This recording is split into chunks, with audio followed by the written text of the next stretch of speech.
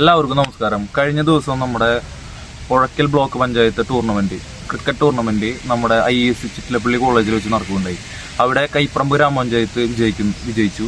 പക്ഷേ നമുക്ക് പറയാനുള്ള ഒരു സങ്കടകരമായിട്ടുള്ള ഒരു കാര്യം എന്താണെന്ന് വെച്ച് കഴിഞ്ഞാൽ, ബാക്കിയുള്ള പഞ്ചായത്തുകൾ ഫസ്റ്റ് റൗണ്ടിൽ പോലും എത്താത്ത പഞ്ചായത്തുകളുടെ അധികൃതർ അവിടെ ഉണ്ടാവുകയും അവർക്ക് വേണ്ട കാര്യങ്ങൾ ചെയ്തു കൊടുക്കുകയും എല്ലാം ചെയ്തു.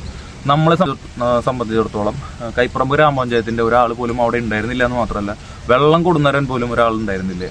ഇത്രയും അധികം കോൺട്രിബ്യൂഷൻസ്, അതായത് നമ്മുടെ പഞ്ചായത്തിൽ നിന്നും രഞ്ജി ട്രോഫി കളിച്ച പ്ലേയേഴ്സ് ഉണ്ട്, അതുപോലെ തന്നെ കുവൈറ്റ് നാഷണൽ ടീമിൽ കളിച്ച പ്ലേയേഴ്സ് ഉണ്ട്, അതേപോലെ തന്നെ കേരള ടെന്നീസ് ബോൾ ക്രിക്കറ്റിന്റെ വേൾഡ് കപ്പ് എന്നറിയുന്ന കേരള പ്രീമിയർ ലീഗ് കളിച്ച പ്ലേയേഴ്സ് ഉണ്ട്. ഇത്രയധികം പ്ലേയേഴ്സ് ഉള്ള ഈ ഒരു പഞ്ചായത്ത്, ഇത്രയധികം കോൺട്രിബ്യൂഷൻസ് ചെയ്ത ഈ പഞ്ചായത്തിന് വേണ്ടി ഒരാൾ പോലും വന്ന് തിരിഞ്ഞു നോക്കില്ല എന്ന് പറയുമ്പോൾ വളരെയധികം ദുഃഖകരമായിട്ടുള്ളൊരു സംഭവമാണ്.